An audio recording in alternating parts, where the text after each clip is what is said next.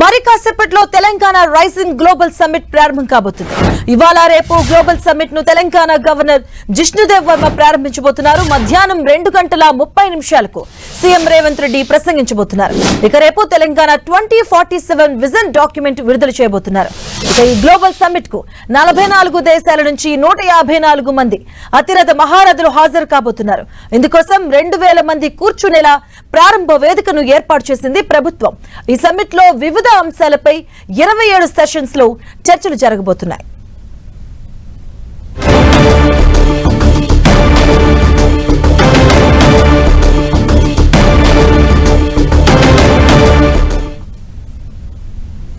ఇక అంతర్జాతీయ సదస్సుకు సర్వం సిద్ధమైంది. కట్టుదిట్టమైనటువంటి ఏర్పాట్లు చేస్తుంది ప్రభుత్వం. దీనికి సంబంధించిన పూర్తి డీటెయిల్స్ మా కరెస్పాండెంట్ తిరుపతి చారి అందిస్తారు. చారి,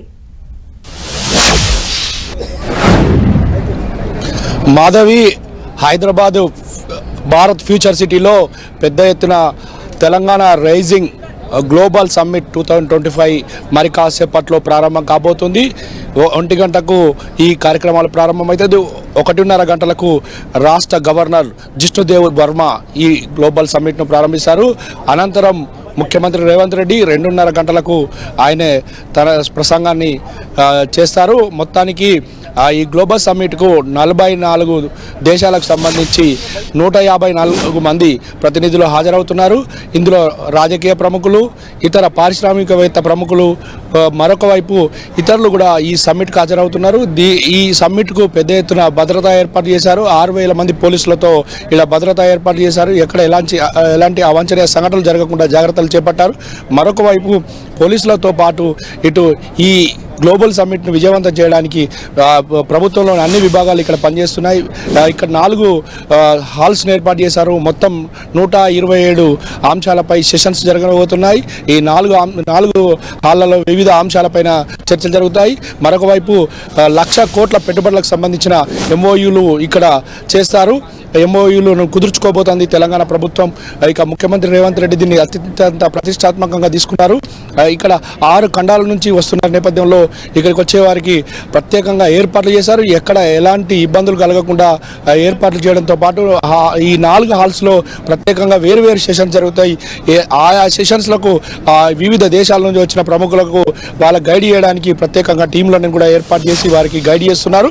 మొత్తానికి తెలంగాణ రైజింగ్ గ్లోబల్ సమ్మిట్కు ఏర్పాట్లకు సంబంధించి ప్రభుత్వం ప్రత్యేక శ్రద్ధ తీసుకుంది. దీనికి సంబంధించి ఏర్పాట్లు జరుగుతున్నాయి. అయితే ఎక్కడ కూడా ఇబ్బందులు రాకుండా చూస్తూనే మరొక వైపు ఈ సెషన్ల సందర్భంగా ప్రధానంగా తెలంగాణ గత 2 ఏళ్లలో చేసిన అభివృద్ధి, తెలంగాణ ఎలా అభివృద్ధి జరుగుతుంది, ఇటు అన్ని రంగాల్లో విద్య, వైద్యం, మరొక వైపు ఇతర IT రంగంలో కానీ, ఇతర పారిశ్రామిక రంగంలో కానీ, ఇటు ఫార్మా రంగంలో కానీ, ఇతర అన్ని రంగాల్లో తెలంగాణ ఏ విధంగా అభివృద్ధి చెందుతుంది అనే అంశాలపైన కూడా ప్రత్యేకంగా ప్రదర్శనలు ఏర్పాటు చేసేందుకు స్టాల్స్ కూడా ఏర్పాటు చేశారు. హైదరాబాద్ను అభివృద్ధి చెందే నగరంగా, మరొక వైపు మూసీని ఎలా డెవలప్ చేయబోతున్నామనే అంశాలపై కూడా పవర్ పాయింట్ ప్రజెంటేషన్, ప్రత్యేక స్టాల్స్ కూడా ఏర్పాటు చేశారు. విదేశాల నుండి వచ్చిన ప్రముఖులు కానీ, దేశంలోని వివిధ నగరాల నుండి వచ్చిన ప్రముఖులు కానీ చూసేందుకు వీలుగా స్టాల్స్ ఏర్పాటు చేశారు. మొత్తానికి ఈ స్టాల్స్ అన్ని కూడా ఆకట్టుకునే విధంగా ఏర్పాటు చేశారు. ఎక్కడ కూడా ఎవరికి ఎలాంటి ఇబ్బందులు రాకుండా గైడ్ చేస్తూ ముందుకు తీసుకెళ్తున్న పరిస్థితి ఉంది. మరికాసేపట్లోనే ఈ గ్లోబల్ సమ్మిట్ ప్రారంభం కాబోతున్న నేపథ్యంలో ఇప్పటికే వివిధ దేశాల నుంచి ఇక్కడికి అతిథులు వచ్చారు. తెలంగాణకు సంబంధించి మంత్రులు కూడా పెద్ద ఎత్తున ఇక్కడికి చేరుకున్నారు. వివిధ డిపార్ట్మెంట్లకు సంబంధించిన HODలు కూడా ఈ గ్లోబల్ సమ్మిట్కి చేరుకున్నారు. మొత్తంగా ప్రభుత్వం తరపున ఏ రంగాల్లో ఏ విధంగా తెలంగాణ అభివృద్ధి చెందింది అనే విషయాలపైన కూడా ఆయా రంగాల వారీగా పూర్తిగా పవర్ పాయింట్ ప్రజెంటేషన్ జరుగుతుంది. అదేవిధంగా ఇక్కడికి వచ్చే వారందరూ కూడా ప్రత్యేకంగా ఇటు భోజనం ఏర్పాటు చేశారు. ఒకవైపు భోజనం ఉదయం టిఫిన్ నుంచి మొదలుకుంటే కాఫీ మరియు ఇతర భోజనాలు ఏర్పాటు చేస్తారు. ఇక చిరుతిళ్లను కూడా ప్రత్యేకంగా విదేశాల నుండి వచ్చే వారికి తెలంగాణకు సంబంధించి ఏర్పాటు చేస్తారు. దీంతో పాటు ఇక రేపు సాయంత్రం ముగింపు సందర్భంగా గ్లోబల్ ఒక డ్రోన్ షో ఏర్పాటు చేయబోతున్నారు. 3000 డ్రోన్స్తో స్పెషల్ లేజర్ షో ఏర్పాటు చేయబోతున్నారు. ఈ డ్రోన్ షోలో ప్రత్యేకంగా ఆకట్టుకునే విధంగా ఈ డ్రోన్ షో ఉండబోతుంది. దీంట్లో Telangana is rise come join the rise అనే క్యాప్షన్తో ఈ డ్రోన్ షో ఉండబోతుంది. Right, thank you Chari.